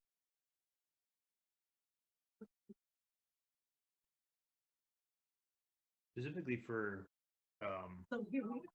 municipal workers and teachers. Do we know what the, like, among those employees, what the kind of deficit of housing is? Like what percentage like live outside of Reading versus inside? I do not have that number. We can look to get that data. Because I think that's a good thought process that you have. Let me just jot a note down. There's one thing I'm worried about in the same vein as the mansion buyers thing is that surrounded by communities that have housing deficits, we can build all this housing, but I don't know if, like, given how big of a gap there was, $400,000 away from being able to buy a house. Now, I don't know if any of the efforts are gonna solve that problem anytime soon. Our firefighters and teachers and whatnot that live here. I'm wondering if you know, a shorter term strategy. Yeah, to develop workforce housing.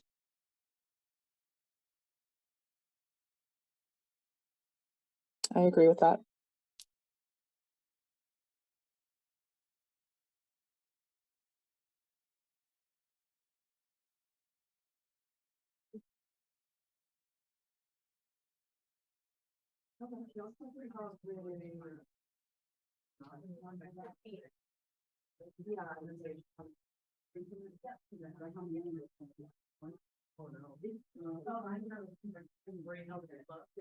Great. Is there anything else you all believe we should be considering as we draft this plan, whether it's energy efficiency, access to open space and air? Steve, actually, I see your hand raised, and I know you did mention ADUs. Let me drop that down. But go ahead, Steve.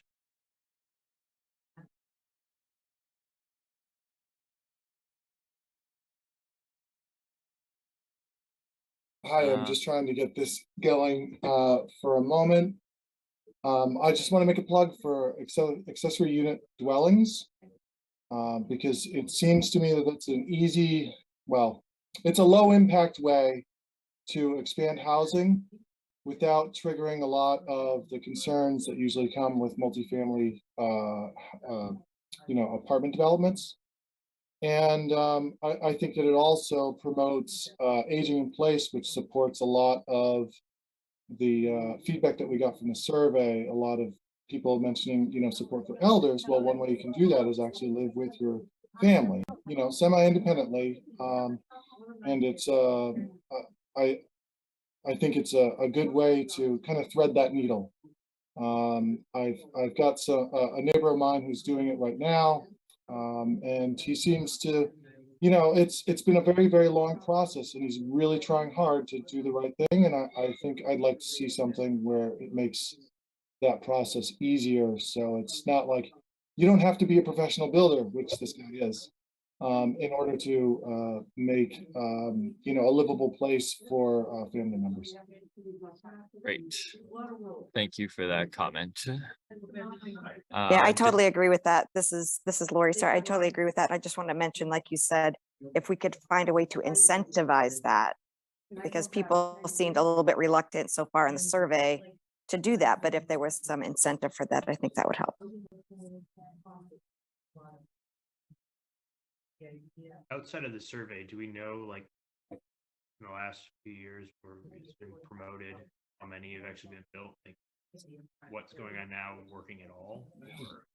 Boy, I do have those numbers just not right in front of me. We do track our ADUs and special permits. Not all of them require special permits, but we do track their size when they were built and their occupancy. So I can get that data and look to post it on readingma.gov/HPP just to help again promote and incentivize those and get you those data. And I can also email them to you all.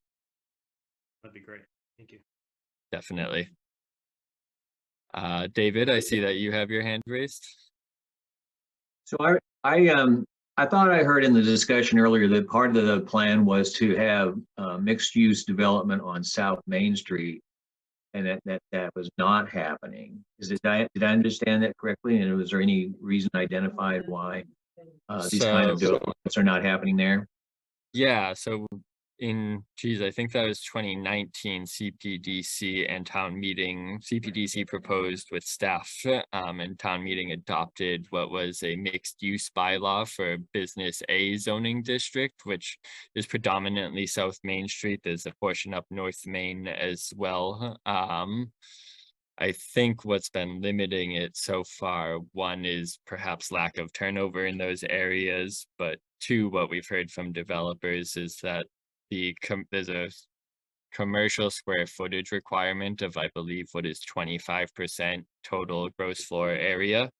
And that was out of everyone wanted to keeping and maintaining what is a primary commercial corridor in town and not lose more commercial space, as Tony kind of alluded to in 40R total commercial square footage. So that number was put in, and I think it's been a bit tough at times for developers to make work on top of the parking requirements in the bylaw, as well as the affordability, which was an inclusionary bylaw for the mixed use special permit. So a few things, it being a special permit process, which is discretionary, the commercial square footage mixed with the parking and affordability has been tough so far for somebody to make work, but that doesn't mean it's impossible. And we have had some concept discussions out there.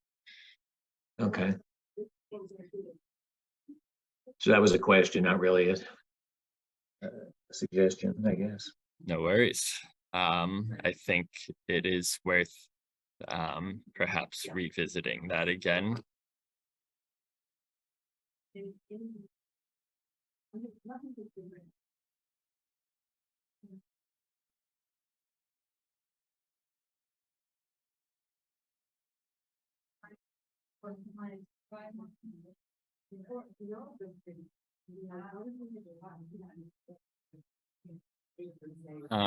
Again, anything else you all believe we should be considering? Again, just throwing out some ideas that are pretty standard energy efficiency programs for home and renters, open space development on a site, quality usable open space on what might be dense urban developments, anything like that that you all can think of.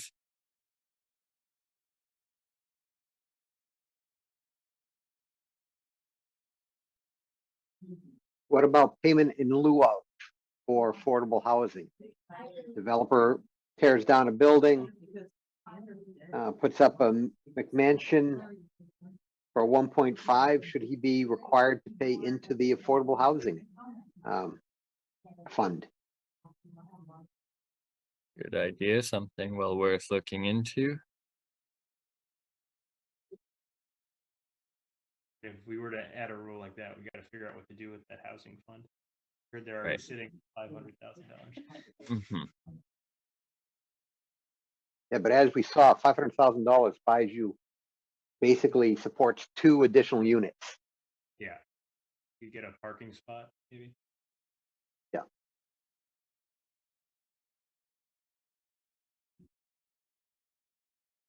Okay.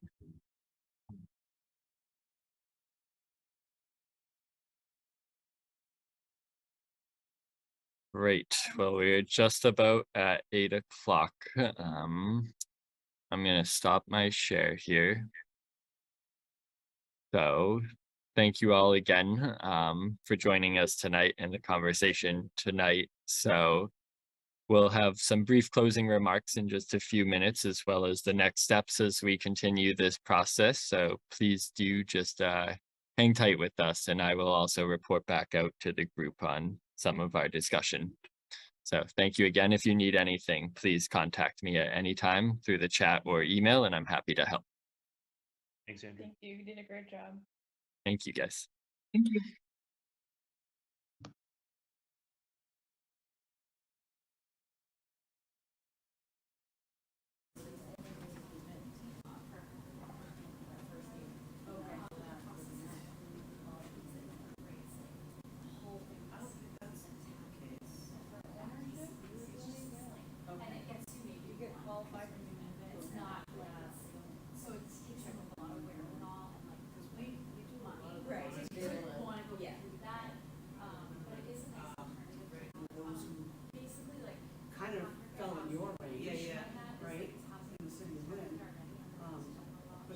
this kind of enriching, I'll call it Millie type of buildings, those commercial areas that they can run. Okay. Yes, definitely one of those whether we have it zoning, right, we have that space. Yeah, I wanna see if there is any workforce, because that could be something. Right. Why don't we have the CPA? And it's also very clear. Oh, so I missed it. It has been voted on. Oh, it was, I think 15. And 1% surcharge.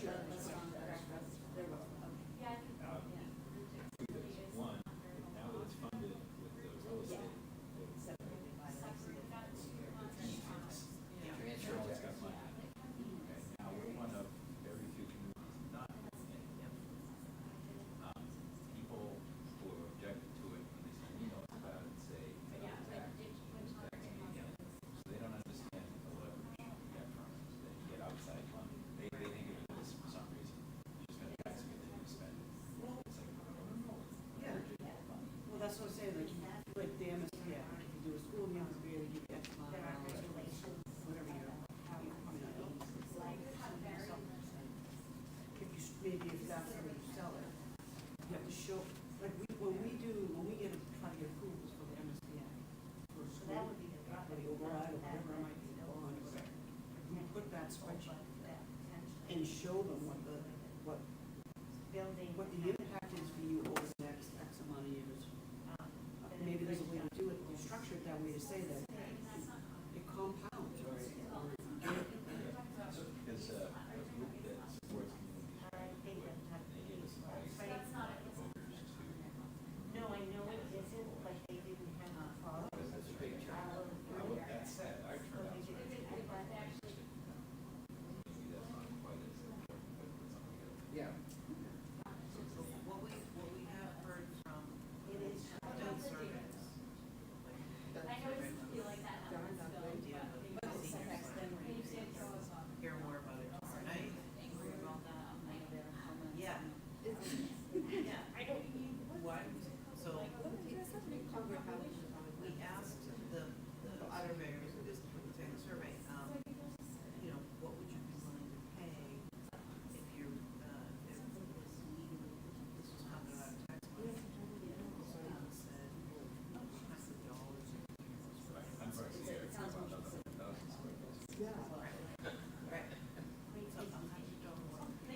Well, part of it, I think, is that, I don't know how true this is, but people in Reading. Hello, well, so it sounds like the other groups are gonna take a few more minutes, so I am again happy to keep this discussion going. If you guys have any other comments, questions, ideas, again, feel free to shout them out at any time, but I'll be here working on the jam. We were just viewing.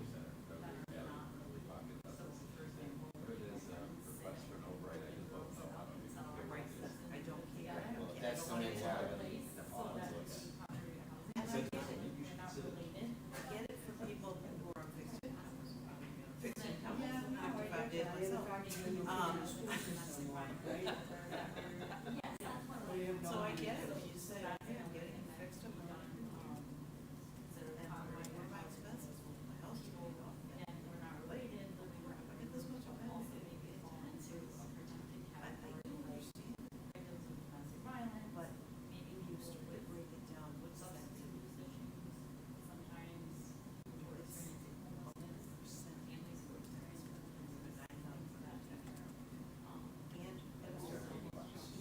At a certain point, you can opt out or get a reduced thing. I used to fill it out for my parents in Arlington. It was some relief, certain age, certain income, certain whatever.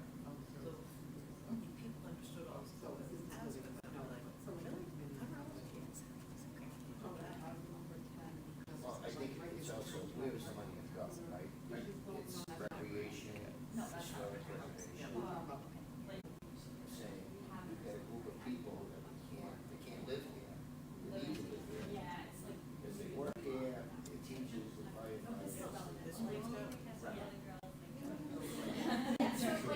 The need is broad, and we don't really know where to start. So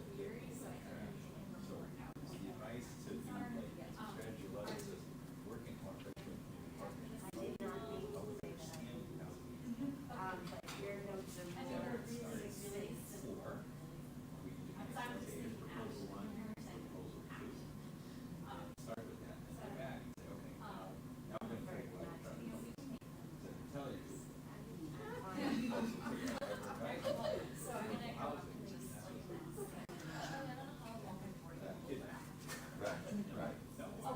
But that's a allowable. It's already. Major. Yeah, so if you want to make this one keyword on that on Zoom, it's fine. One vote for using ARPA money. But they gotta see the need, they gotta see if you could reach those, that's why I'm wondering. I think you start here, but then I think the other point is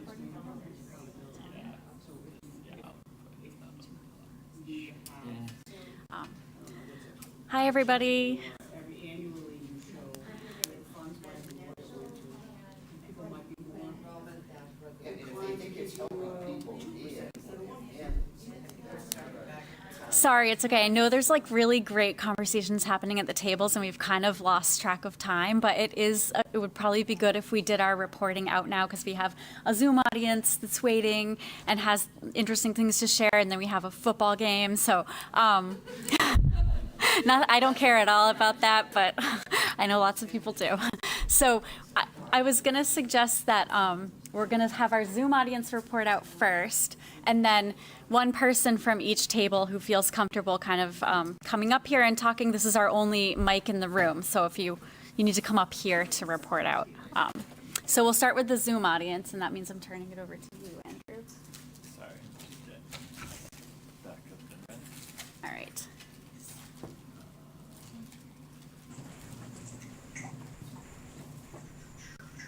I'll just share the Jamboard that the Zoom audience worked on. We had about 10 participants, perhaps a dozen. So thank you all for joining us again tonight. Like you, we reviewed the 2018 HPP goals and strategies, as well as the progress made to date on them so far. Goal number one that the group came up with was to incentivize a first-time home buying program and preserve our existing housing stock and/or reduce the number of complete teardowns that we see in town. Seeing smaller residential developments being torn down for much larger, much pricier developments was a concern.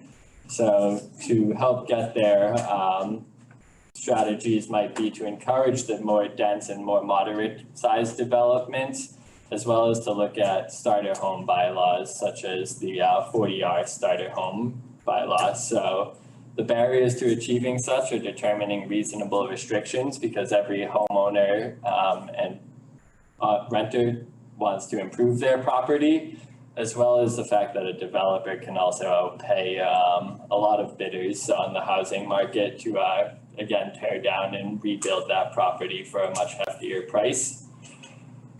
A second goal was to continue to promote downtown mixed-use development and in and around the MBTA train depot to help promote business foot traffic. Strategies to get there, again, reviewing the housing and regional needs and comparing that to Reading's current growth, and are we keeping up with the need for such? Do we need more housing, more density, or more development downtown to keep up with the pace and the need for housing? So another strategy is to determine what is the right size development and density, and I think the town has looked at that just this last year on our 40R zoning amendments to help promote some of the public benefits that are needed and desired around these dense developments, open space, energy efficiency, and so on. The barriers around it is that we have seen a reduction in total commercial square footage downtown, so there is some concern on maintaining the amount of commercial square footage that we have and need, as well as the parking needs of such, because there is still a need for regional mobility and cars in this area. So it's not always realistic to expect that we can completely eliminate such. A third goal was similar to the first, develop workforce housing for local employees, trying to look at data of how many employees in Reading actually live outside of town and reviewing those trends to help find opportunities to find housing in the town that they work for here in Reading. So the biggest opportunities that the group saw for creating or maintaining affordable housing was vacant commercial property redevelopment. I know the Walgreens on Harnden and Bolton was mentioned in the group, as well as the Rite Aid on Haven Street.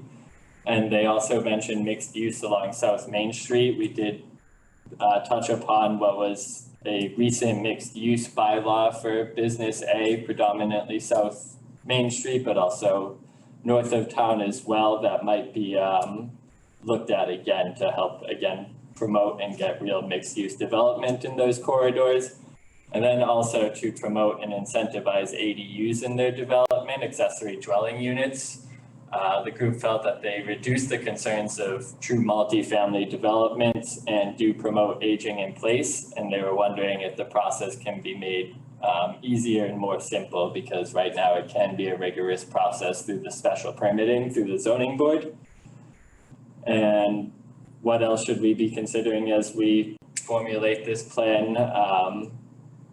Discussion on payment in lieu, and if that can be used for affordable housing, and if there's potential on a developer that tears down a house and redevelops a much larger, more expensive dwelling, that if there's opportunity for them to pay into a fund to promote affordable housing. And then again, as town meeting and the town is looking at how to best utilize our housing trust fund. So that's where we kind of ended. It was a great group discussion. So thank you all for joining again. I'll pass it to the next group. Great, do you guys want to come up and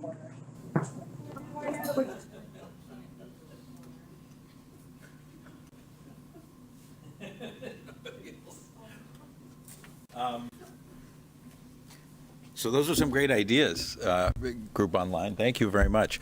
We spent some time talking about kind of what's the order of operations. Do you kind of educate the community first and then come up with ideas, or do you have to have specific project ideas first? And we didn't answer that. We kind of said yes. We talked about whether or not you can do, there are so many goals we've laid out, whether it's for aging in place or first-time home buyers or whatever. How do we prioritize that? We talked about getting more funds. We talked about the CPA as a really interesting funding source that we need to look into as a town and see what's there, and we can leverage dollars beyond the tax dollars we're getting ourselves, so that the housing fund we have actually is substantial and could be used to incentivize production. We talked about the two groups that we think are where the gaps really are. We did talk about downsizing, and we talked about kind of a middle. The middle being either young families or individuals that might want to be coming into town and not finding a way to easily afford that. Did I miss anything? Did that kind of... Oh, we did talk about, accessory units, making that easier to do if we could. From a, town meeting would have some ability to work on that through zoning. Anything else? community partners? Yeah, like community partners to, that's why I think we thought number 11 was the way to go first. Number 11, yeah, so kind of building constituencies. Community partners to promote the enhancement of the public understanding. Yeah, I think one of the things that was really interesting for me was looking at the change in population that's projected 2020 to 2030. And how do we meet the needs of those communities? There's some dramatic changes that are taking place. And again, I think that gets to how do you prioritize this? I think to the extent where we're going to do all of the above, we don't make any progress. We kind of need to prioritize and figure out where to go. Last but not least, that's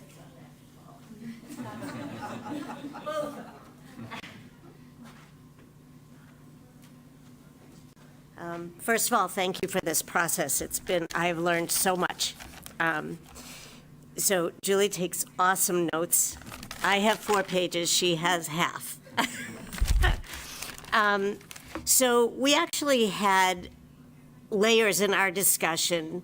One was about the goal and strategies and of how to get there, and the other one was realizing that people need to, like you were talking about the process, people need to understand why there might be changes in order to embrace the changes. And so that's something that needs to be part of that process ongoing. So we talked about how to support, our goal to support additional housing typologies like cottage community, fourplexes, townhouses, and having creative options, looking around at what might be creative options like in Europe. Incentivizing and encouraging density with amenities, protecting green space. So making sure that there's green space, but that maybe it's shared as opposed to each individual unit. So if someone wants to age in town and they have a dog, then they'll still have a green space to go to. Inventorying large parcels before they're on the market so that we can anticipate change and maybe get in there and invest in things that then we can decide what to sell and how to manage the inventory. And having it figure out how it can be redeveloped under PUD, which is programmed unit development, or PRD, which is programmed residential development. I told you I'm learning a lot. And to also look at what the process is for that PUD and the PRD and what the requirements are, and that's where education's going to also come into play. The second goal we talked about was to explore options to, like your group was talking about, each of the groups, to limit the mega mansion development or to allow more units within a single family space. So to look at transitional areas and also to encourage housing developments in the industrial areas or on larger underutilized parcels. And the third goal was to encourage longevity in affordable units, and the way the strategy would be taking care of the people that are there, making sure the standards of living and the materials used and the community there provides for dignity and doesn't separate them from the larger community, that they can be embraced in the larger community as well. And how to figure out to require developers or property managers to provide services to tenants, and how the town can support them when those services aren't followed through. What processes, and that potentially that is a place also for the fund that we have to make sure that people are taken care of. And the fourth goal was to explore additional zoning to enable congregant housing. So that can include for people deciding to live together that are not related, but it also can be housing that encourages substance abuse, a place where substance abuse rehab can take place, or homeless people can live, a shelter, and to look at what zoning would be needed in order to enable those kinds of services to be provided to embrace everyone in our community. Did I forget anything? You did a great job. Thank you.